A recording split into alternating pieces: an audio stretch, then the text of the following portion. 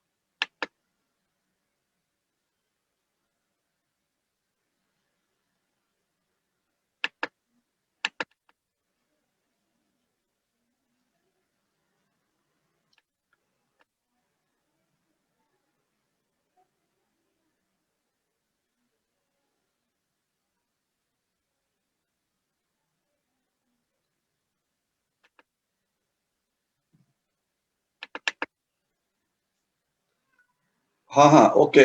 मैं सिर्फ ये शेयर का ये देख रहा हूँ. Just a second. ये मुझे मुझे पूरा ये नहीं मिल रहा है.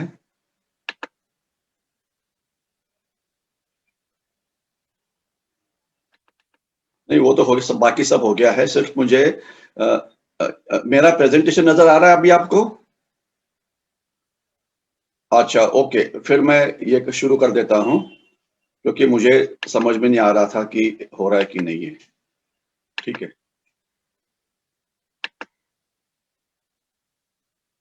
हाँ ओके. फुल स्क्रीन आ गया है.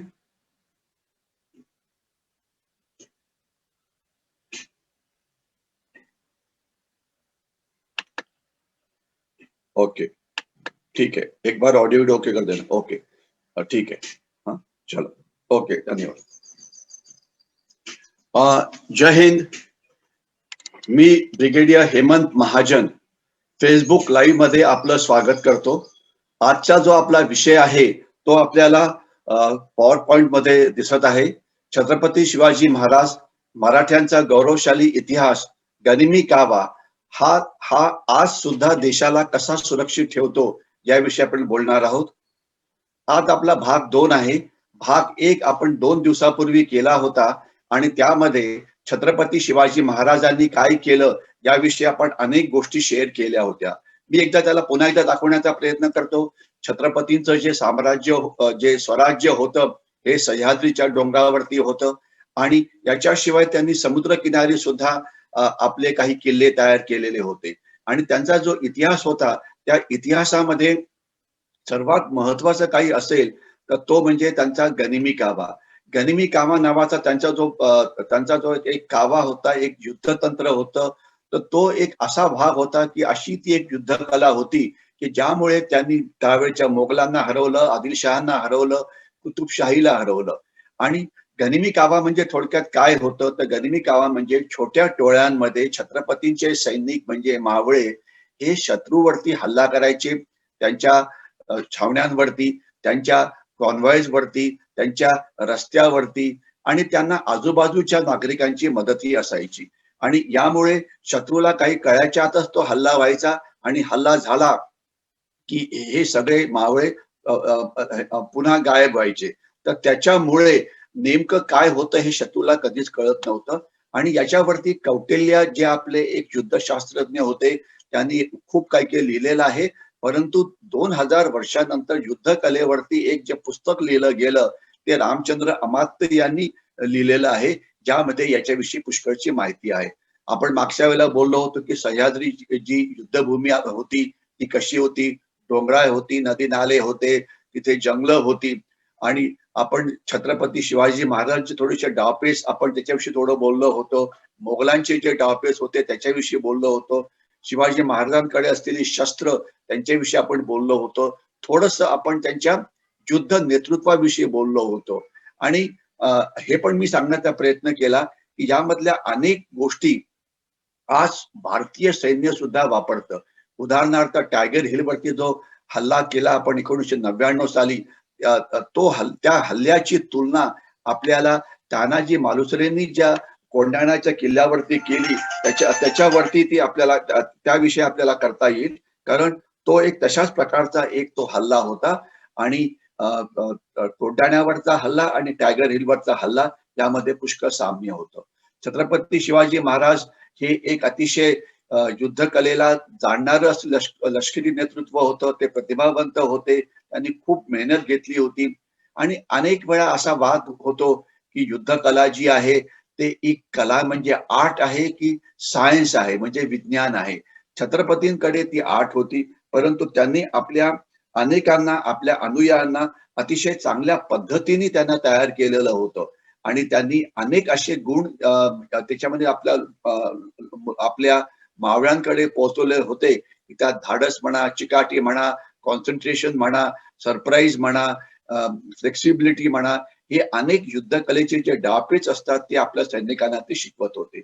आणि आपण अनेक जण दुर्गावरती जातो, किल्ल्यावरती जातो. खास तर खास तर हे जे किल्ले जे बघणं आहे, किल्ले बघणं हे अतिशय एक फारच चांगली गोष्ट आहे. परंतु तो किल्ला नेमका कसा बघायचा याचं नॉलेज आपल्याला असायला पाहिजे आणि ते जे नॉलेज आहे हे आपल्याला नेमकं तिथे काय बघायचं थोडं मी आपल्याला सांगण्याचा प्रयत्न करेन. किल्ले हे सगळे सह्याद्रीमध्ये बांधलेले होते. त्याच्याशिवाय या किल्ल्यांमध्ये एकच त्याला यायला दार असायचं. आजूबाजूच्या भागावरती त्यांना लक्ष ठेवता यायचं. म्हणजे किल्ल्याच्या आजूबाजूला जे लोक राहायचे त्यांच्याशी त्यांची खूप मदत व्हायची. किल्ले हे अतिशय कठीण भागामध्ये होते. तिथे जर हल्ला करता यायचं म्हटलं तर शत्रूला खूप प्रयत्न करावा लागायचा. तिथे किल्ल्यावरती येण्याकरता ज्या काही कडेकपारे असायच्या त्या अतिशय कठीण होत्या. तिथे यायला एकच रस्ता असायचा. त्यामुळे त्या रस्त्यावरती लक्ष देणं हे अतिशय सोपं होतं. म्हणजे हे किल्ले जे होते अतिशय कठीण भागामध्ये बांधले गेलेले होते. त्यामुळे तिथे जर यायचं असेल तर शत्रूला अर्थातच खूपच प्रयत्न करावे लागायचे. आणि अशाच प्रकारचं आज जे युद्ध आहे हे कारगिलमध्ये तर आपण लढलोच. आता जे लडाखमध्ये आपण चीनच्या विरुद्ध जे युद्ध लढतो आहे त्याचा सुद्धा याच्याशीच पुष्कळसा म्हणजे फार मोठं कनेक्शन आहे. कारण लडाखचा जो भाग आहे हा अतिशय डोंगराळ भाग आहे आणि छत्रपतींचे सगळे डावपेच हे किल्ल्याच्या भोवती फिरायचे. त्यांचं नेतृत्व किल्ल्यामध्ये असायचं. गरज पडली त्यावेळेला सैनिक किल्ल्यातनं बाहेर पडायचे. जिथे हल्ला करायचा तिथे करायचे. आक्रमक कारवाई संपली की ते पुन्हा परत यायचे. असं या किल्ल्यांचं हे महत्व होतं. तर म्हणून छत्रपतीच्या काळात त्यांनी जवळजवळ 250-300 किल्ले बांधले आणि या किल्ल्यांचं जे लोकेशन आहे, किल्ल्यांचं जे स्थान आहे हे अतिशय चांगलं आहे. तर हे किल्ले छत्रपतींच्या साम्राज्याचं एक अतिशय असं मोठं असं प्राण होते. याच्याविषयी आपल्याला एक थोडंसं हे पाहिजे. दुसरी गोष्ट अशी की छत्रपतींनी या किल्ल्यावरती सगळ्या आपल्या लोकांची राहायची व्यवस्था केली होती. तिथे काही ऍडमिनिस्ट्रेटिव्ह भाग होते, शस्त्र ठेवण्याकरता जागा होत्या, टेहाळणी करण्याकरता जागा होत्या, तोफांचा मारा करण्याकरता जागा होत्या. तिथे म्हणजे हे किल्ले अगदी परिपूर्ण असे होते. आणि आज आपण जर बघितलं तर भारत पाकिस्तान जी सीमा आहे तिथे जे पिकेट्स ज्याच्यावरती भारतीय सैन्य राहतं, पाकिस्तानशी लढतं, त्याची तुलना आपल्याला थोडीशी किल्ल्याशी करता येईल. अर्थात पिकेटची साईज लहान असते. तिथे फार तर 20, 25, 30 इतके लोक राहतात. छत्रपतींच्या किल्ल्यामध्ये संख्या ही पुष्कळ राहू शकायची आणि पुष्कळ महिनेही राहू शकायची. परंतु पिकेट्स जे आज आपले आहेत लाईन ऑफ कंट्रोल वरती यांची तुलना आपल्याला किल्ल्याशी करता येईल. भारत चीन सीमा आपल्याला माहिती आहे. आपण किती उंचीवरती चीनशी लढतोय याची आपल्याला कल्पना आहे. आणि आपण आता मगाशी जो मी आपल्याला किल्ल्याचा जो भाग दाखवला तो आपण आठवा की जायला फक्त एकच रस्ता. तर इथे जे बंकर्स आहेत त्याचा प्रकार सुद्धा तसाच आहे. तिथे सुद्धा एकच रस्ता हा आपल्याला आत जायला हा मिळतो. आपण पुढे जा की नदी नाले पार करण्याकरता कसा वापर करावा लागतो. जसे तानाजी मालुसऱ्यांचे मावळे हे किल्ल्यावरती घोरपडीच्या मदतीने चढले तसे आता इथे भारतीय सैनिक जो हिमकडा असतो त्याच्यावरती कसं चढतात ऍक्सच्या मदतीने हे आपल्याला इथे दिसून येईल. तर हे सगळं अशा प्रकारची युद्धकला जी होती ही छत्रपतींच्या काळात जी तयार झालेली होती ती आज सुद्धा अतिशय महत्वाची आहे आणि काही चित्र आपण इथे यामध्ये बघू शकता. छत्रपतींचा जो गनिमी कावा होता हा फक्त जमिनीपुरताच मर्यादित नव्हता, तर हा समुद्रात सुद्धा चालायचा. छत्रपती हे पहिले राजे होते की ज्यांनी नौदल तयार केलं आणि त्यांचं जे नौदल होतं त्या नौदलाचा जो लढण्याची जी पद्धती होती, त्यांचे युद्धाचे जे डावपेच होते आणि त्यांनी जे किल्ले बांधले याच्याविषयी दोन महत्वाच्या गोष्टी कळायला पाहिजेत. एक तर हे किल्ले अशा ठिकाणी बांधले ज्या किल्ल्यामधून त्यांना समुद्राच्या किनारपट्टीवरती खूप लांबपर्यंत लक्ष देणं हे शक्य होत होतं. म्हणजे लक्ष देण्याकरता ते खूप चांगले होतं. आणि दुसरं, अनेक छोटे छोटे किल्ले त्यांनी जे बांधले हे जिथे खाड्या आत येतात, म्हणजे समुद्रातलं पाणी ज्यावेळेस जमिनीच्या आत जातं त्यावेळेस त्याला खाडी म्हणतात. आपण ठाणे खाडी वगैरे अनेक खाड्या, वसईची खाडी, अशा आपण अनेक खाड्या बघितल्या असतील. तर खाड्याच्या मुखावरती छत्रपतींचे किल्ले असायचे. कारण जर एखादं युरोपियन मोठं आरमार जर तिथे आलं, युरोपियनच्या मोठ्या नौका आल्या आणि त्यांच्याशी लढाई करणं आपल्याला शक्य नसलं, तर या लहान जी त्यांची छत्रपतींची जी गलबत होती ती पळून खाड्याच्या आत चालली जायची आणि पुन्हा एकदा अचानक हल्ला करायची. म्हणजे गनिमी कावा शत्रूवरती अचानक हल्ला करायचा, हल्ला करून पुन्हा गायब व्हायचं. हा गनिमी कावा जसा ते जमिनीवरती वापरायचे तसाच तो समुद्रावरती सुद्धा वापरायचे. आणि त्यांचे हे जे किल्ले आहेत ते सिंधुदुर्ग असो की इतर, हे आपण इथे बघू शकता की किती चांगल्या पद्धतीने त्यांनी बांधलेलं आहे. आणि छत्रपती हे एक असे राजे होते की ज्यांना नौदलाचं महत्व कळालं होतं. कारण भारतामध्ये काही शूर राजे नक्कीच होऊन गेले, परंतु त्यांना समुद्राचं महत्व हे जे होतं ते कधी पुरेपूर कळलं नव्हतं. पण छत्रपतींना माहिती होतं की जर आपण समुद्राकडे लक्ष दिलं नाही तर महाराष्ट्राला समुद्र किनाऱ्यापासून सुद्धा धोका हा होऊ शकतो. आणि त्यावेळेला छत्रपतींचे जे शत्रू होते ते होते मोगलशाही, म्हणजे औरंगजेब, आदिलशाही जे बिजापूरला होते, किंवा कुतुबशाही जे गोलकोंडा किंवा हैदराबादच्या जवळ होते, आणि त्यांना मदत करणारे देशाच्या आतले देशद्रोही.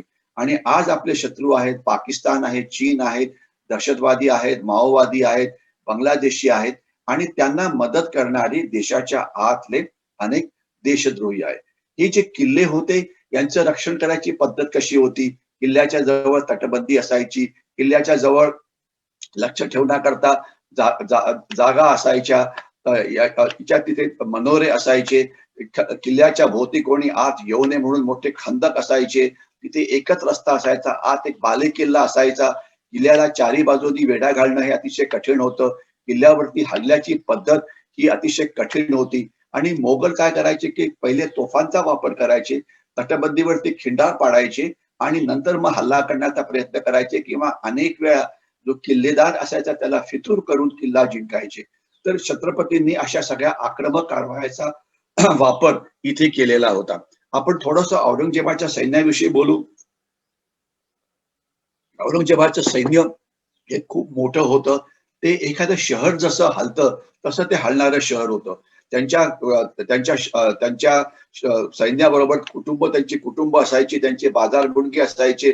रसद पुरवण्याकरता घोड्याला रोज 6 किलोग्राम एवढी रसद लागायची. सैनिकांची रसद जी होती ती 2 किलोग्राम पर दिवसाला असायची.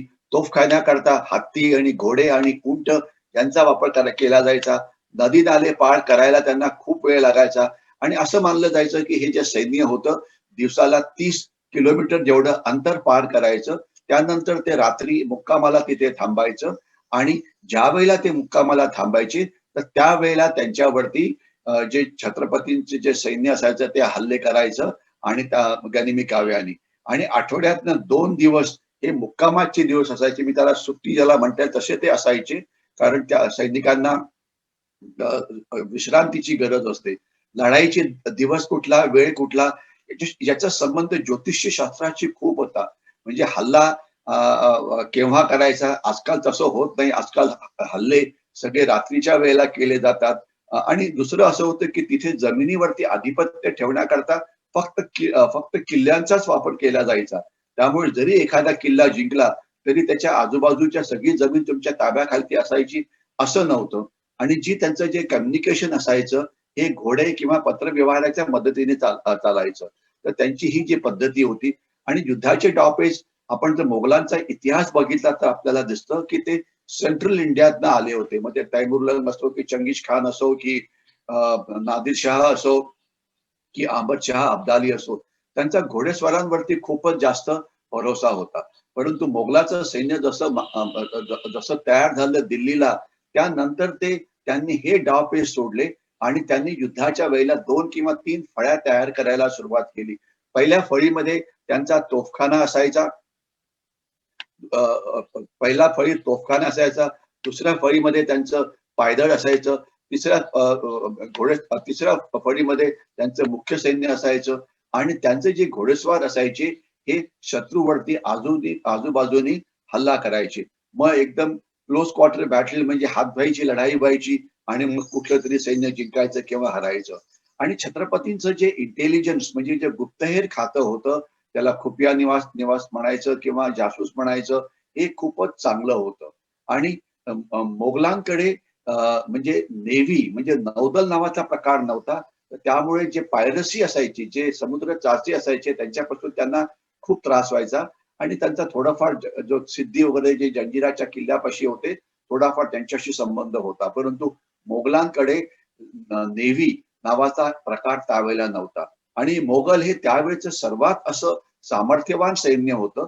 परंतु त्यांचे सैनिक हे देशभक्त नव्हते. ते भाडोत्री असायचे म्हणजे त्याला आपण म्हणायचं की मर्सिडरीज की ते पगाराकरता काम करायचे. त्यामुळे त्यांच्या सैन्यामध्ये वेगवेगळ्या जाती, जमाती यांचं सैन्य असायचं आणि ते कधी चालले जातील हे सांगता यायचं नाही. परंतु ज्यावेळेला मोगलांची सत्ता खूपच पॉवरफुल होती, त्यावेळेला कोणी बाहेर जायचा प्रयत्न केला नाही.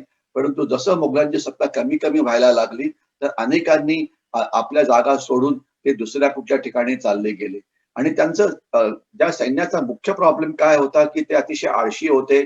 त्यांना आपलं स्वतःचं रक्षण करण्याकरता ते खूपच जास्त सैन्य हे वापरायचे. आणि मोगलांकडे नौदल नव्हतं, त्यांचे समुद्री किल्ले नव्हते. याच्याविषयी मी पहिलेच बोललेलो आहे. आणि छत्रपतींचं जे सैन्य आहे, याच्याविषयी मी आपल्याला थोडक्यात सांगायचा प्रयत्न करीन, की त्यांना म्हणजे छत्रपतींचा ट्रेनिंग सुरुवात कोणी केली? दादाजी कोंडदेव होते, ज्यांनी त्यांना भाला, तलवार हे असे डावपेच शिकवले.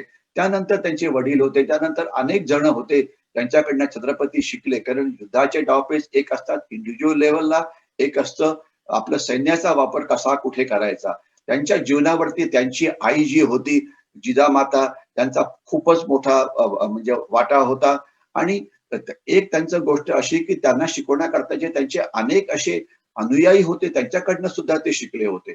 आणि छत्रपतींनी केवळ स्वतःलाच तयार केलं नाही, स्वतःचंच ट्रेनिंग केलं नाही, परंतु त्यांनी आपल्या अनुयायाचं सुद्धा इतक्या चांगल्या प्रकारे ट्रेनिंग केलं, की त्याच्यामुळे झालं असं, की अनेक छत्रपतींचे जे अनुयायी होते, ते त्यांना प्रति शिवाजी असं म्हटलं जायचं. म्हणजे ते छत्रपती इतकेच शूर होते, त्यांचे डावपेच पण खूपच चांगले होते. मुरारबाजी देशपांडे यांनी पुरंदरचा किल्ला लढवला. त्यांची जी शूरगाथा आहे, ती महाराष्ट्राला माहिती आहे, की किती दिवस पुरंदरचा किल्ला त्यांनी लढवला. छत्रपतींचं जे सैन्य होतं, ज्यावेळेस त्यांची सुरुवात झाली, त्यावेळेला ते सैन्य लहान होतं. परंतु ज्यावेळेला ते सर्वात वरती पोहोचले, म्हणजे ज्यावेळेस त्यांनी स्वतःचा राज्याभिषेक केला, त्यावेळची संख्या असं म्हणते, की त्यांच्याकडे असलेलं घोडदळ म्हणजे घोड्यावरती बसणारे सैनिक हे जवळ-जवळ 45,000 होते आणि 60,000 त्यांच्याकडे इन्फंट्री म्हणजे पायदळ होते. आणि त्यांचं पायदळ हे अतिशय चपळ आणि काटक होतं. म्हणजे हे सगळे डोंगरातले असल्यामुळे हे पटकन हालचाल करायचे, हे वजन खूप कॅरी करायचे. आणि छत्रपतींचे जे अंगरक्षक होते हे अतिशय अतिकुशल असे 2,000 हून जास्त मावळे होते. छत्रपतींकडे तोफखाना हा फार कमी होता. त्यांनी फक्त लहान तोफांचा वापर केला. आणि मला आजच माझ्या एका मित्राने एक व्हिडिओ पाठवला कोकणामधल्या छत्रपतींच्या ज्या किल्ल्यावरती काही तोफा होत्या, त्या तोफा आता म्हणजे जसे ते किल्ले काही-काही लहान किल्ले जमीनदस्त झाले, तर त्या जमिनीखालती चालल्या गेल्या. परंतु आता काही अशा संस्था आहेत, त्या सगळ्या तोफांना आणि त्यांच्या सगळ्या शस्त्रांना बाहेर काढतायत आणि त्या पुन्हा एकदा त्या किल्ल्यावरती ते बसवणार आहेत. कारण आता भारत सरकार आहे, महाराष्ट्र सरकार आहे. आता सुरुवात करणार आहे फोर्ट टुरिझमचं म्हणजे किल्ल्यावरचं टुरिझमचं, की किल्ल्यात जायचं, किल्ल्यात आपलं सैन्य कसं आणलं याच्याविषयी माहिती, आणि याला महाराष्ट्रामध्ये किंवा देशामध्ये खूपच चांगला प्रतिसाद असा मिळू शकतो. आणि ते अशा बोटी सुरू करणार आहेत मुंबईमधून. मग त्या अलिबागला येतील, तिथला किल्ला बघायचा, त्याच्यानंतर इतर ठिकाणी जायचं, रायगड सुद्धा बघायचा, सिंधुदुर्ग बघायचा, जंजिरा बघायचा. तर याच्यामुळे हे जो फोर्ट टुरिझम नावाचा जो प्रकार आहे हा चांगल्या पद्धतीने होऊ शकतो. आणि ते आता आपण करणार आहोत. तर त्याकरता या किल्ल्यांचं जे संवर्धन हे खूप चांगलं करायला पाहिजे, त्यांच्या तोफा नीट करायला पाहिजे. अनेक ठिकाणी बुरुज हे कोसळलेले आहे, ते सुद्धा ठीक असायला पाहिजे. आणि छत्रपतींचं सैन्य हे अतिशय चपळ होतं, अतिशय जलद गतीने हालचाल करायचे. इनफॅक्ट असं म्हटलं जायचं की मुघलांपेक्षा त्यांची जी स्पीड होती, स्पीड ऑफ मुवमेंट, ही जवळजवळ तिप्पट एवढी होती. आणि छत्रपतींनी एक जो प्रकार सुरू केला होता, जय जवान जय किसान. म्हणजे छत्रपतींचे जे काही सैनिक असे असायचे की जे बाकीच्या वेळेला शेती करायचे, परंतु ज्या वेळेला छत्रपतींना गरज पडायची ते आपलं नांगर सोडून हातात शस्त्र घ्यायचे. आपल्याला कल्पना आहे की सोडून नांगर हाती सोडून नांगर हाती घेई शस्त्र हाती, हा तो श्रीकृष्णाचा जो एक मोठा मेसेज आहे महाभारतामधला, तो छत्रपतींच्या वेळेला. कारण सगळ्या वेळ आपलं उभं सैन्य ठेवणं हे परवडणारं नव्हतं. तर म्हणून ज्या वेळेला युद्ध जवळ यायचं, काहीतरी मोठी कामगिरी करायची असायची, त्यावेळेला या सैन्यांना एकत्र केलं जायचं. आणि जे सैन्य परमनंट होतं ते अर्थात एक 30-40% एवढं होतं, परंतु पुष्कळसं सैन्य हे लढाईच्या वेळेला त्यांना तयार केलं जायचं. आणि हीच पद्धती आता भारतीय सैन्य सुद्धा वापरत आहे. आपण टेरिटोरियल आर्मी नावाचा एक प्रकार ऐकला असेल. पुण्यामध्ये मराठा मी ज्या रेजिमेंटचा आहे मराठा लाईट इन्फंट्रीचा, त्यांची एक बटालियन आहे पुण्यामध्ये, ती टेरिटोरियल आर्मीची आहे. म्हणजे ते पार्ट टाइम सोल्जर्स आहेत. गरज पडतात त्यावेळेस त्यांना बोलवलं जातं, पण वर्षातनं त्यांना एक 6 आठवडे ट्रेनिंग करावं लागतं. त्यानंतर मग ते पुन्हा आपल्या ज्या ज्या बिझनेसमध्ये असते तिथे जातात. आणि गरज पडली की त्यांना पुन्हा मग बोलवलं जातं. मग ते काश्मीरमध्ये जातात किंवा भारत चीन सीमेवरती त्यांना पाठवलं जातं जिथे गरज असते, की ज्याच्यामुळे आपला सैन्यावरती होणारा खर्च हा कमी होऊ शकतो. आणि दुसरं असं होतं की त्यांची हे जे किसान असायचे, जे सैनिक असायचे, की ज्यावेळेला ते सैनिक नव्हते त्यावेळेला त्यांचा प्रत्येक नागरिक हा एक सैनिक किंवा गुप्तहेर होता. आणि मला वाटतं आज त्याची आपल्या देशाला खूप गरज आहे की एक सामान्य भारतीयांनी आपल्या सुरक्षा एजन्सीचं कान आणि डोळे बनायला पाहिजे. आणि आपल्याकडे जर काही गडबड होत असेल तर त्याची माहिती सुरक्षा एजन्सीजला द्यायला पाहिजे. खास तर सोशल मीडियावरती आजकाल हा प्रकार खूपच वाढलेला आहे. भडकाऊ गोष्टी, भडकाऊ हे मी याच्या आधी अनेक वेळा म्हटलेलं आहे. पुन्हा एकदा रिपीट करतो की आपल्या सगळ्या युवकांना आव्हान आहे की कृपया कुठल्याही हिंसक आंदोलनामध्ये भाग घेऊ नका. आपलं लक्ष हे पहिले अभ्यासावरती केंद्रित करा, त्याच्यानंतर मग चांगली नोकरी मिळवा किंवा कुठला जो उद्योगधंदा आपल्याला करायचा आहे तो करा. आपली एक जी रोटी कपडा मकानची लढाई ती जिंका. कारण जर हिंसक आंदोलनामध्ये तुम्ही गेला, जसं 26 जानेवारीला हिंसक आंदोलन झालं दिल्लीमध्ये, आणि त्याच्यात आता जवळजवळ 200 युवक हे पकडले गेलेले आहेत. ते आता त्यांचं सगळं रेकॉर्डिंग आज आपल्या मोबाईलवरती अवेलेबल आहे, सीसीटीव्ही कॅमेराज मध्ये अवेलेबल आहे, मीडियाच्या चॅनल्स वरती अवेलेबल आहे. त्यामुळे त्यांना आता कोणी वाचवू शकत नाही. म्हणून अशा प्रकारच्या हिंसक आंदोलनात कृपया जाऊ नका. हा एक आपल्याला एक महत्वाचा मेसेज आहे. आणि दुसरा मेसेज असा की काही जण फेसबुक वरती किंवा सोशल मीडियावरती विनाकारण काही भडकाऊ पोस्ट टाकण्याचा प्रयत्न करतात. कृपया हे अजिबात करू नका. कारण कायद्यामुळे आपण कायद्याच्या कचाट्यात याच्यामध्ये अडकू शकता. आपण आपलं काम चांगल्या पद्धतीने करूया आणि मुख्य देशाला मोठं होण्याकरता मदत करूया. आपण एक चांगले नागरिक बनूया आणि देशाला मोठं करूया. बाजीप्रभू देशपांडे आणि त्यांनी पावनखिंडीमध्ये कशी लढाई लढले होते, पन्हाळ्यावरनं ज्यावेळेला छत्रपती तिथनं निघाले आणि ते त्यांचा पाठलाग कसा केला जात होता याच्याविषयी मी जास्त बोलत नाही. परंतु पावनखिंड म्हणजे एक खिंड होती, की खिंड म्हणजे काय, की इथून डोंगराच्या म्हणजे असा भाग जिथून आपल्याला दुसऱ्या बाजूला जाता येतं. तर अशाच खिंडी आज आपण चीनी सैन्याच्या विरुद्ध लढवतो आहे. आणि आपल्याला कल्पना पाहिजे की अ, ब अ, अ, जे डोका आपण नाव ऐकलं असेल नाथुला, की ती सिक्कीमच्या तिथे असलेली खिंड आहे, किंवा डोकुला जिथे चीनी सैन्य आत यायचा प्रयत्न करत होता, ती सिक्कीममध्ये असलेली खिंड आहे. केपांगला, गिरुला, शेगुला, जिथे ला नावाचा शब्द येतो. ला म्हणजे पास, ला म्हणजे खिंड.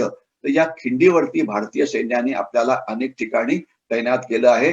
जसं बाजीप्रभू देशपांड्यांनी आपल्या छत्रपतींचं रक्षण केलं होतं ती सैन्य लढून. आपला गुप्तचर विभाग हा अतिशय महत्वाचा असतो आणि छत्रपती शिवाजी महाराजांचा जो गुप्तचर विभाग होता त्यांच्याकडून खरोखर शिकणं हे अतिशय गरजेचं आहे. इनफॅक्ट छत्रपतींचा गुप्तचर विभाग हा इतका चांगला होता की त्याच्याविषयी जर बोलायचं म्हटलं तर एक खूप वेळ जाईल. परंतु त्याच्या आधी मी आपल्याला थोडंसं सांगण्याचा प्रयत्न करतो की आपण ज्या वेळेला एखाद्या किल्ल्यावरती पर्यटनाला जाल तर त्याचं मुख्य आपण त्याच्याकडे कशा पद्धतीने बघा, त्याला अशा पद्धतीने बघा की किल्ल्याचं बांधकाम कसं आहे, त्याच्यावरनं आजूबाजूला लक्ष कसं ठेवता येतं, इथे युद्ध जी लढली ती कुठे नेमकी लढली, ज्यावेळेला शत्रूचं सैन्य आलं ते कुठल्या बाजूने आलं, आपल्या सैनिकांच्या तोफा आणि त्यांची शस्त्र ही कुठल्या पद्धतीने होती. म्हणजे दुर्गदर्शन असतं, किल्ल्यांवरती जाणं जे असतं तो एक इतिहासाचा अभ्यास असतो. आणि इतिहासाचा अभ्यास कशाला आपण का करायला पाहिजे? आपण जर इतिहासाचा अभ्यास केला तर त्याच्यापासून आपण शिकू शकतो. ज्यामुळे पुन्हा त्याच चुका आपण करणार नाही आणि आपल्याला जर महासत्ता बनायचं असेल तर इतिहासाचा अभ्यास करणं हे फार महत्वाचं आहे.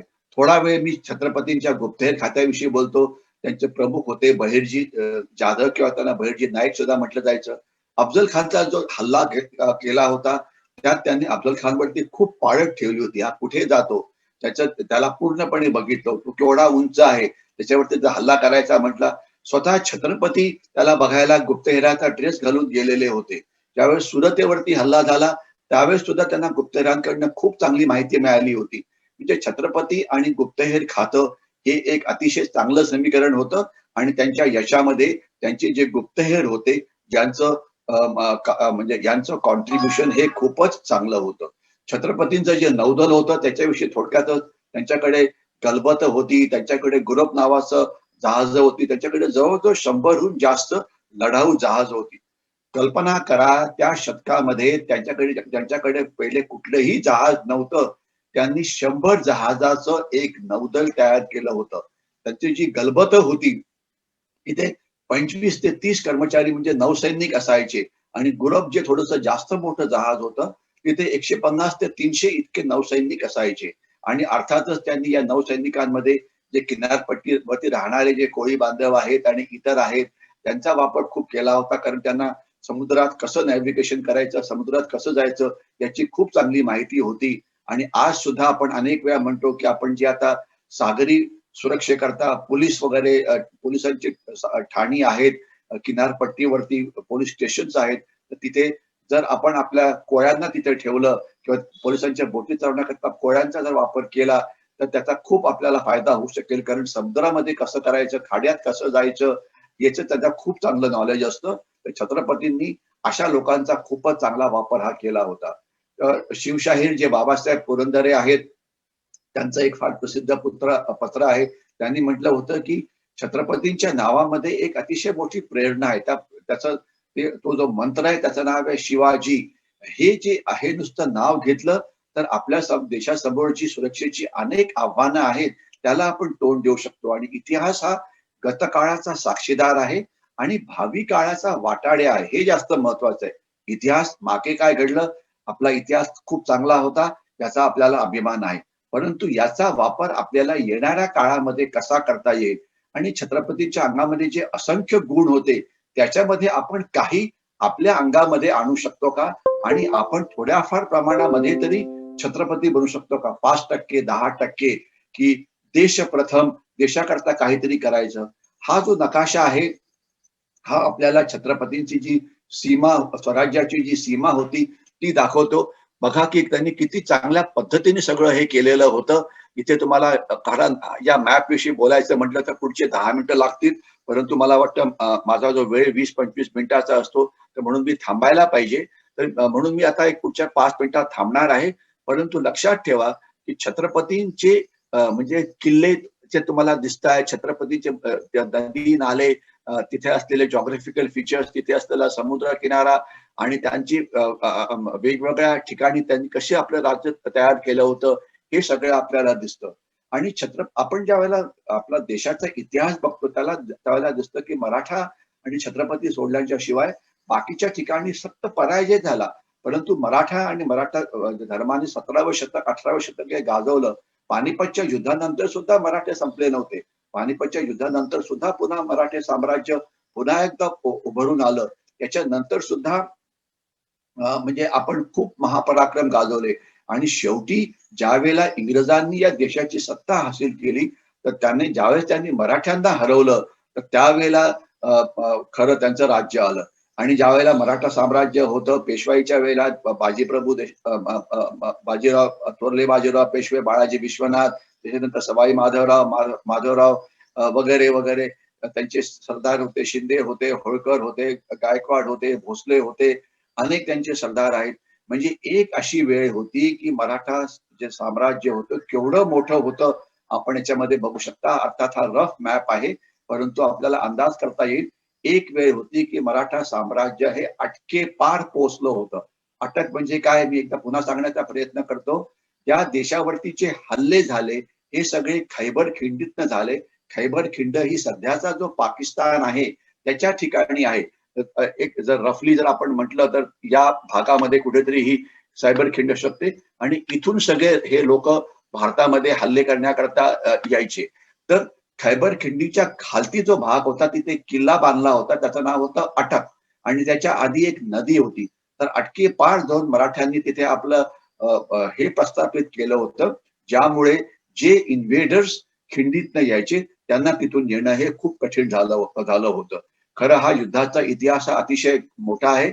आणि आज आपण बोलायचं म्हटलं तर खूप काही काही बोलू शकतो की चीन काय करत आहे. एवढंच सांगतो की चीनचे रस्ते सीमेपर्यंत पोहोचलेले आहेत. आपले काही पर्यावरणवादी अजून सुद्धा रस्ते बांधू देत नाही, त्यांना थांबवलं पाहिजे. पाकिस्तानशी कसं लढायचं, भारतीय सैन्य किती लढाया लढलेल्या आहेत याच्याविषयी मी कधी नंतर बोलण्याचा प्रयत्न करीन. वेगवेगळ्या लढाया. परंतु मी थोडस 2 मिनिटाकरता मराठा रेजिमेंट विषयी बोलणार आहे. कारण ही अशी एक रेजिमेंट आहे की या रेजिमेंटनी ही रेजिमेंट छत्रपतींचा जो वारसा आहे ते चालवते. आणि याच्यामध्ये जे सैनिक असतात हे सगळे म्हणजे महाराष्ट्रातले असतात. आणि काही महाराष्ट्र कर्नाटका किनारा, काही म्हणजे जे बाकी महाराष्ट्राला जे किनारे म्हणजे जे बॉर्डर्स लागलेले आहेत तिथून सुद्धा काही सैनिक येतात. आणि आज जवळजवळ 30हून जास्त बटालियन्स मराठा रेजिमेंटच्या आहेत. आणि एका बटालियनमध्ये 750 ते 850 एवढे सैनिक असतात. आणि या अर्ध्या बटालियन्स भारत चीन सीमेवरती आहेत, अर्ध्या भारत पाकिस्तान सीमेवरती आहेत. आणि यांच्या 2 टीए बटालियन सुद्धा आहे, टेरिटोरियल आर्मी बटालियन. एक परमनंटली पुण्यामध्ये असते आणि एक परमनंटली कोल्हापूरमध्ये असते. आणि यांनी जी गॅलेंट्री अवॉर्ड जिंकलेली आहेत आपण बघा की अशोक चक्रा त्यांनी किती जिंकलेली आहेत आपण बघू शकतात. महावीर चक्रा किती आहेत हे बघू शकता. इनफॅक्ट जिथे मी राहतो माझ्या सोसायटीचं नाव साळुंके विहार आहे. साळुंके विहार म्हणजे सिपाई पांडुरंग साळुंके, त्याला 1971च्या लढाईमध्ये महावीर चक्र मिळालं होतं. त्याच्या नावाने आमच्या सोसायटीला हे नाव देण्यात आलंय. कीर्ती चक्रा, उत्तम युद्ध सेवा मेडल, वीर चक्रा, शौर्य चक्रा आणि वायएसएम म्हणजे युद्ध सेवा मेडल. मला सुद्धा वायएसएम हे शूरता पुरस्कार हे मिळालेला आहे. आणि मराठा रेजिमेंटचा हा जो ध्वज आहे आपण बघू शकता. आणि इथे त्यांनी ज्या लढलेल्या लढाया आहेत या सगळ्या लढाया आपल्या इथे दिसू शकतात. त्यांनी अनेक लढाया लढलेल्या आहेत. आणि आपण बघाल इथे तर हा आपलं अशोक चक्र, हा छत्रपतींचा असलेला बिगुल, हे ढाल तलवार, आणि इथे आपण खालती बघाल तर मराठा लाईट इन्फंट्री हे आपल्याला इथे दिसेल. तर हा झेंडा आहे. तर आज हे सैन्य काश्मीरमध्ये काम करत आहे. हे सैन्य ईशान्य भारताच्या सीमेवरती काम करत आहे. दहशतवाद्यांच्या लढाईमध्ये काम करत आहे. ईशान्य भारतात आज त्यांचं काम खूपच चांगलेलं आहे. आणि जे 26/11चा हल्ला झाला होता त्या हल्ल्यामध्ये 10 दहशतवादी आले होते. त्याच्यातले 8 दहशतवादी नॅशनल सिक्युरिटी गार्डनी मारले. त्याच्यामध्ये सुद्धा ते सगळे जे होते ते फक्त भारतीय सैन्याचे कमांडोज होते. त्यांना आपण बघू शकता. तर हे सगळं जे आहे हे एक फार मोठा इतिहास आहे. परंतु याच्याविषयी आपल्याला बोलायला वेळ नाही. परंतु छत्रपती शिवाजी महाराजांविषयी आपण 1-2 मिनिटं फक्त अजून बोलू आणि त्यानंतर थांबू. ते एक अतिशय दूरदृष्टीचे राज्यकर्ते होते. शत्रूच्या कमजोर भागावरती हल्ला कसा करायचा हे त्यांना माहिती होतं. कारण तो स्ट्रॉंग पॉइंट असतो तिथे हल्ला कशाला करायचा, कमजोर भागावरती हल्ला करा, शत्रू बेसावत असताना त्याच्यावरती हल्ला करा, एका वेळेला ते एका शत्रूशी लढाई करायचे, बाकीच्याशी समेट करून ठेवायचे. त्यांची त्याला स्ट्रॅटेजिक डेप्थ म्हणतात. त्यांनी आदिलशहाशी थोडा वेळ मैत्री केली होती. त्यांनी मोगलांचं जे सैन्य होतं त्यांना पर्वतरांगात यायला भाग पाडलं होतं. लक्षात असावं की ते मोगलांशी लढायला दिल्लीला गेले नाही, कारण त्यावेळेला त्यांचं सैन्य एवढं नव्हतं मोठं. नंतर ज्यावेळेला मराठ्यांचं हे वाढलं त्यावेळेला बाजीराव पेशवे वगैरे हे पुढे गेले होते, कारण त्यावेळेला त्यांची ताकद ही खूप वाढली होती आणि मग ते मोगलांशी जाऊन सपाट भागामध्ये लढले होते. परंतु छत्रपतींच्या वेळेला ती कपॅसिटी, ती केपेबिलिटी नव्हती, कारण नुकतीच सुरुवात झाली होती स्वराज्याची. म्हणून त्यांनी मोगलांना आपल्याकडे यायला भाग पाडलं. तर हे म्हणजे त्यांना आपण एक सामरिक तज्ञ, म्हणजे एक लष्करी तज्ञ म्हणा, एक स्ट्रॅटेजिक अनालिस्ट म्हणा, एक स्ट्रॅटेजिक एक्सपर्ट म्हणा, एक त्यांना महासेनापती म्हणू शकतो. कधी हल्ले करायचे, कधी शत्रूपासून रक्षण करायचं, कारण ही एक कला आहे. ते प्रत्येकच वेळेला आपण शत्रूवरती हल्ला करू शकत नाही. कधी हल्ले करायचे, कधी शत्रूपासून रक्षण करायचं. हल्ले हे अचानक केले जायचे. हल्ल्याकरता जे सैन्य असायचं हे वेगवेगळ्या ठिकाणं कॉन्सन्ट्रेट व्हायचं. उदाहरणार्थ त्यांनी शाहिस्ते खानावरती लाल महालामध्ये हल्ला केला. हे सैन्य वेगवेगळ्या मार्गाने आलं आणि एकत्र झालं आणि मग त्यांनी हल्ला केला. किल्ल्याचा वापर एक फर्म बेस म्हणून केला जायचा. मोगलांवरती त्यांनी वेगवेगळ्या ठिकाणी हल्ले केलेले आहेत. ते कधी मागून कधी पुढून अशा प्रकारचे हल्ले करायचे आणि त्यांच्या गनिमी काव्याविषयी आपण हे बोललेलोच आहे. परंतु याच्यात मला आता दोनच फक्त नवीन मुद्दे मांडायचे आहेत. एक तर पोर्तुगीज आणि ब्रिटिश इतिहासकारांनी छत्रपतींची तुलना केलेली आहे युरोपचे जे अतिशय मोठे सेनापती होते, ज्युलियस सीझर आहे, अलेक्झांडर आहे, हनिबाल आहे, अशा महायुद्धांशी त्यांनी छत्रपतींची तुलना केलेली आहे. आणि आज सुद्धा जे अमेरिकन सैन्य आहे युद्ध कला शिकण्याकरता भारतामध्ये येतं. मी एकदा रिपीट करू शकतो, भारतीय सैन्य मराठा रेजिमेंट हा सगळा वारसा चालवतं. आपल्याला कल्पना असावी की आज पुण्यामध्ये सुद्धा मराठा रेजिमेंट आहे. मी त्याच्याविषयी जास्त बोलत नाही. अनेक वेळा आपण त्या भागामध्ये बॉम्बस्फोटाचे आवाज ऐकले असतील. ते सैन्याचं ट्रेनिंग तिथे सुरू असतं आणि अमेरिकन सैन्य जे अफगाणिस्तानमध्ये लढण्याकरता जातं, जे इराकमध्ये लढण्याकरता जातं, ते ट्रेनिंग करण्याकरता भारतीय सैन्याकडे सुद्धा येतं. अदरवाईज आपली जी मुलं आहेत ही अनेक जण उच्च शिक्षणाकरता परदेशामध्ये जातात, परंतु अमेरिका आणि युरोपचे देश युद्ध कलेची शिक्षण घेण्याकरता भारताकडे येतात. आता आपलं पुण्यामध्ये नॅशनल डिफेन्स अकॅडमी आहे. तिथे कधीही 30-40 देशाचे कॅडेट्स हे ट्रेनिंग करत असतात. आपल्याकडे कॉलेज ऑफ मिलिटरी इंजिनिअरिंग आहे पुण्यामध्ये, तिथे त्यांचं ट्रेनिंग सुरू असतं. आपल्याकडे अनेक असे आर्मड कोर्स स्कूल आणि सेंटर अहमदनगरला आहे. तिथे अनेक परदेशीय लोक येतात. आपल्याकडे झाशीला सुद्धा सिंगापूर वगैरे देश युद्धकला शिकण्याकरता येतात. तर म्हणजे हा जो गनिमी कावा ही जी छत्रपतीची जी पद्धत होती ती आज सुद्धा आपण अनेक ठिकाणी वापरतो आहे. आजची सगळी जी युद्ध ही डोंगरा भागामध्ये होतात. जे कालचे किल्ले होते ते आज आपल्या सैन्याचे पिकेट्स आहेत. जसा शाहिस्ते खानावरती हल्ला केला होता तशाच प्रकारचा हल्ला ज्याला आपण सर्जिकल स्ट्राईक म्हणतो, भारतीय सैन्याने तर लढाईमध्ये तर तो केलाच आहे, परंतु तो सर्जिकल स्ट्राईक आहे याला सुद्धा गनिमी कावा म्हणतात. हा अचानक केलेला हल्ला होता, जिथे एक्सपेक्टेड नव्हतं तिथे हल्ला केला गेला. पावनखिंडची जी लढाई झाली होती बाजीप्रभू देशपांड्यांची आणि हाजीपीरची जी लढाई झाली 1965च्या युद्धामध्ये, त्याची तुलना केली जाऊ शकते. सिंहगडच्या वरती जसा तानाजी मालुसरेंनी हल्ला केला होता आणि कारगिलमध्ये टायगर हिल वरती जसा हल्ला झाला होता त्याची ही तुलना केली जाऊ शकते. आणि पुरंदरचं किल्ल्याचं रक्षण जसं केलं आणि लोंगेवाला मध्ये जी लढाई झाली 1971 साली, त्याची तुलना ही केली जाऊ शकते. परंतु केवळ वेळेच्या अभावी मी जास्त बोलत नाही. मराठा रेजिमेंट विषयी मी थोडस 2 मिनिटं बोलेन आणि मग मी थांबीन. मराठा लाईट इन्फंट्री आपल्याला त्याचं बिगुल आणि त्यांचे बघू शकता आणि त्यांचं जे ब्रीदवाक्य आहे ते आपण इथे बघू शकाल.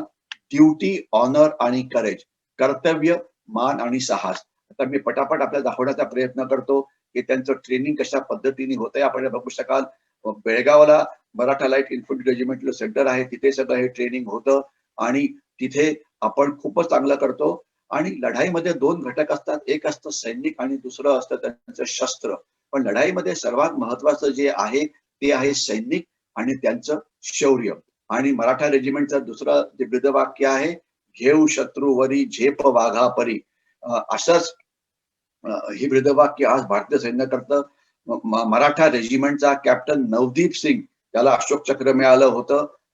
काश्मीरमध्ये दहशतवाद्यांना मारण्याकरता त्याचं कुटुंबीय तानाजी मालुसरेंनी काय केलं याच्याविषयी आपल्याला कल्पना आहे. सिंहगडचा हल्ला आणि हे जे छत्रपतींचे जे प्रतिशिवाजी जे होते, नेताजी पालकर असो की तानाजी मालुसरे असो की बाजीप्रभू देशपांडे असो की मुरारबाजी देशपांडे असो, यसाजी कंक, प्रतापराव गुजर, हंबीरराव मोहिते, ज्यांच्याविषयी मी काही सांगण्याची गरज नाही. महाराष्ट्राला यांच्याविषयी खूपच माहिती आहे. परंतु यांचं जे इक्विव्हॅलंट आज भारतीय सैन्यामध्ये आहेत, थोडं यांच्याविषयी सांगणं गरजेचं आहे. मेजर टक्कर हे मराठा रेजिमेंटचे होते. 1957 साली त्यांना देशाचं सर्वात हायेस्ट अवॉर्ड मिळालं. हे सगळे मराठा रेजिमेंटचे आहेत. लक्षात बघा, आपण त्यांचा हा बिगुल बघू शकता आणि त्यांचं हे इथे आपण हॅकल बघू शकता. त्यांना मरणोत्तर अशोक चक्र मिळालं आणि पुण्यामध्ये सैनिकांची एक दुसरी वसाहत आहे, त्याला टक्कर विहार असं म्हटलं जातं. नागालँडमध्ये कर्नल एन.जे. नायर यांना पहिले कीर्तीचक्र मिळालं होतं, मग नंतर त्यांना अशोक चक्र मिळालं. ते मराठा रेजिमेंटचे होते. हा त्यांचा फोटो 16 मराठा लाईट इन्फंट्रीचे होते. त्यांना 93 साली अशोक चक्र मिळालं होतं. कॅप्टन हर्षल हा 2 पॅरा स्पेशल फोर्सेसचा होता की जे मराठा रेजिमेंटची आहे आणि त्याला अशोक चक्र 2007 साली मिळालं होतं. कर्नल वसंत हे 9 मराठा लाईट इन्फंट्रीचे होते. त्यांना उरीमध्ये अशोक चक्र मिळालं होतं 2008 साली, अतिशय मरणोत्तर अर्थात. आणि त्याच रेजिमेंटचे जनरल जे सिंग त्याच बटालियनचे नंतर मराठा रेजिमेंटचे कर्नल रेजिमेंट बनले होते आणि नंतर अर्थातच ते चीफ ऑफ आर्मी स्टाफ पण झाले होते. आणि हा एक पुण्याचा मुलगा लेफ्टनंट ऋषी मल्होत्रा कीर्तीचक्र, त्याच्या नावाने पुण्यामध्ये एक चौक आहे. अनेकांना माहित पण नाही की तो कोण आहे. आणि हे एक अजून काही आपल्याला मिळालेली अवॉर्ड्स जी मिळत आहेत ती, हा माझ्याच बटालियनचा हवालदार चंद्रभान पवार याला शौर्यचक्र मिळालं होतं 2 दहशतवाद्यांना मारता. हा माझ्याच बटालियनचा संतोष राळे आता नायब सुभेदार आहे. आपण बघाल की त्यांना त्यावेळच्या भारताच्या राष्ट्रपती श्रीमती प्रतिभाताई पाटील त्याला गौरवतात आहेत कीर्तीचक्राने. आज तो रिटायर्ड होऊन पुण्यामध्ये सेटल झालेला आहे. तर अशा प्रकारे दहशतवाद्यांच्या विरुद्ध जी कारवाई आहे ही खूप केली जाते. परंतु वेळेअभावी मी सगळ्याविषयी आता बोलू शकत नाही. दहशतवादी कशी येतात, त्यांना कसं मारलं जातं, त्यांच्याकडनं काय सामान केलं जातं, हे सगळं आपण कधी नंतर याच्याविषयी बोलण्याचा प्रयत्न करू. हे बघा मारलेले दहशतवादी. परंतु फक्त मला एकाच म्हणजे विषयी सांगायचं आहे की ज्या वेळेला मी काश्मीरमध्ये होतो तर त्यावेळेला माझ्या बरोबरचा एक शूर अधिकारी, त्याच्याविषयी मी आपल्याला नंतर दाखवायचा प्रयत्न करतो. हा एक शूर अधिकारी, हा हा बघा, हा याचं नाव आहे मेजर जेम्स थॉमस आणि यांनी 5 दहशतवादी जे मारलेले आहेत ते समोर दिसत आहेत. पुढच्या एन्काउंटर मध्ये हा धारातीर्थी पडला आणि त्याला 2006चं जे हायेस्ट अवॉर्ड आहे अशोक चक्र हे त्याला देण्यात आलेलं होतं. मारलेले दहशतवादी आपल्या समोर दिसू शकतात. हे सगळे ते शूर सैनिक. दहशतवादी कुठून येतात, कसे येतात, हे सगळं दाखवण्याला आता तर वेळ नाहीये, परंतु आपण हे सगळं बघू शकता. तर म्हणून लढाईमध्ये सर्वात महत्वाचा घटक असतो सैनिक आणि त्यांचं शौर्य. आणि लढाई ही सैनिकांमुळे जिंकली जाते. प्रत्येक लढाईमध्ये सैनिक कसं लढतात याच्यावरती हरणं आणि जिंकण्याचा फैसला होतो. मला वाटतं आज आपल्याला सुद्धा सगळ्यांना सैनिक बनायची गरज आहे. आपल्याला सगळ्यांना गुप्तहेर बनायची गरज आहे. कारण जर सामान्य भारतीयांनी जर चांगलं काम केलं तरच ते या देशाला मोठं बनवू शकतात. तर मी आता छत्रपतींच्या इतिहासाविषयी जास्त बोलत नाही, कारण याच्याविषयी बोलायला इतकं आहे आणि इतके सगळे माहिती महाराष्ट्राला आहे. तर मी शेवटच्या 2 स्लाइड दाखवतो आणि त्यानंतर मी माझं थांबतो की छत्रपतींचं इतिहासामध्ये स्थान काय होतं. ते एक असामान्य कर्तृत्वान आणि अतिशय धोरणी असे राज्य होते. त्यांच्याकडे रणनीतीचं नैपुण्य होतं, दूरदृष्टी होती, शक्ती होती. ते युक्तीचा वापर करायचे. ते सर्वसामान्यांचे कैवारी होते, शिस्तप्रिय होते, कार्यकुशल होते. त्यांचं जे कार्यकुशलता आहे त्याच्यावरती आज सुद्धा मॅनेजमेंट अनेक गोष्टी लिहिल्या जातात. त्यांचं जे युद्ध नेतृत्व आहे अतिकुशल होतं. ते एक जाणता राजा होते ज्यांनी सर्वसामान्यांची हृदय जिंकलेली होती. असामान्य बुद्धिमत्ता, असामान्य युद्ध कौशल्य आणि त्यावेळच्या परिस्थितीला साजेशी अशी त्यांनी युद्ध यंत्रणा तयार केली होती. मग ते सैनिक असो की त्यांचं नेतृत्व असो. आणि त्यांनी अत्याचाराने दबलेल्या जे हिंदू होते त्यांच्या मनामध्ये स्वराज्याची ज्योत ही पेटवलेली होती. एक राजाधिराज कर्तव्यदक्ष छत्रपती शिवराय, दुर्गपती, प्रजापती, न्यायालंकार, मंडित, शास्त्र पारंगत, राजनीती धुरंधर असे ते एक युगपुरुष होते. त्यांना आपण सलाम करायला पाहिजे. आणि हे आता माझ्या शेवटच्या स्लाईड, माझी जी मराठा रेजिमेंट आहे त्याचं जे स्फूर्ती गीत आहे, हे स्फूर्ती गीत मराठा रेजिमेंट कुठेही लढाईत जायच्या आधी म्हणते, कुठल्याही कार्यक्रमाच्या आधी जसं आपण राष्ट्रगीत म्हणतो तसं मराठा रेजिमेंट आपलं स्फूर्ती गीत म्हणते. तर ते आपल्याला दिसू शकेल इथे. मर्द आम्ही मराठे खडे, दुश्मनाला भरे कापरे, देश रक्षावया धर्म तारावया, कोण झुंजात मागे सरे, वादळा परीच आम्ही पुढे चालतो, जय शिवाजी गर्जुनी रणात झुंजतो, मराठा कधी ना संग्रातुनी हटे, मारुनी दहास एक मराठा कटे, सिंध ओलांडुनी धावती संगिनी, पाय आता न मागे सरे, व्हा पुढे आम्हा धनाची बाजी सांगती, वीर हो उठा कडाडतात नौबती, विजय घोष दुमदुमे पुन्हा दिगंतरी, पूर्वजा परी आम्ही अजिंक्य संगरी, घेऊ शत्रूवरी झेप वाघा परी, मृत्यू आम्हा पुढे घाबरे, मर्द आम्ही मराठेकडे, दुश्मनाला भरे कापरे, देश रक्षावया धर्म तारावया, कोण झुंजात मागे सरे. आणि हे शेवटचं आहे. भारता आम्ही तुलाच देव मानतो, हाच महाराष्ट्र धर्म एक जाणतो, राखतो महान आमची परंपरा, रक्त शिंपुनी पवित्र ठेवितो घरा. प्रत्येक वर्षी मराठा रेजिमेंटचे 25 ते 30 सैनिक हे धारातीर्थी पडतात आणि आपण याच्याविषयी बातम्या ऐकल्याच असेल. याच मातीवरी प्राण गेला तरी, आमुची वीरगाथा उरे, मर्द आम्ही मराठेकडे, दुश्मनाला भरे कापरे. मी इथेच थांबतो. याच्यानंतर पानिपतच्या लढाईनंतर काय झालं याच्याविषयी कधी आपण नंतर वेळ मिळाला तर बघू. परंतु पानिपतचं युद्ध हा पराभव नव्हता. इथे त्यानंतर अहमदशाह अब्दाली आणि ते पुन्हा कधी आले नाही. तर म्हणजे मराठ्यांचा इतिहास हा अतिशय गौरवशाली आहे. आणि मला वाटतं आज आपण सगळ्यांनी छत्रपतीचा वारसा हा पुढे चालवायला पाहिजे. महाराष्ट्र हा देशाचा खडगहस्त बनायला पाहिजे आणि आपण एक असामान्य नागरिक बनायला पाहिजे, असामान्य भारतीय बनायला पाहिजे, ज्यामुळे देशाला आपण मोठं बनवू शकतो. छत्रपतींनी 350 किल्ले बांधले, परंतु मला वाटतं त्यांचं जे जास्त म्हणजे कर्तृत्व होतं ते किल्ले बांधण्यापेक्षा त्यांनी जी माणसं निर्माण केली त्याच्यामध्ये होतं. त्यांनी छत्रपती म्हणजे किल्ल्याहून सुद्धा मजबूत अशी माणसं तयार केली, असं नेतृत्व तयार केलं. छत्रपती काही काळ होते, त्यांनी स्वराज्य केलं, परंतु त्याच्यानंतर त्यांचा वारसा हा जवळजवळ 100-150 वर्ष चालला. मला वाटतं आज आपल्याला सगळ्यांना छत्रपती बनायची गरज आहे. आणि आपण तर त्यांच्या इतके महान बनणं तर काय सोपं नाहीये, परंतु आपण 5%, 10% काहीतरी करून त्यांचं त्यांची जे गुण होते ते आपल्या अंगात आणण्याचा प्रयत्न करूया, ज्यामुळे देशाला सुरक्षित ठेवायला मदत करता होईल, देशाला महासत्ता बनवण्यामध्ये आपली मदत आपण काहीतरी मदत करू शकतो. मी इथेच थांबतो आणि जर काही प्रश्न असतील तर मी ते घेण्याचा प्रयत्न करतो. बघूया. मला इथे काही प्रश्न काही दिसत नाहीयेत फारसे. जर काही आपले प्रश्न नसतील तर मला वाटतं मग आपण आता इथे थांबूया आणि आपण पुन्हा भेटूया पुढच्या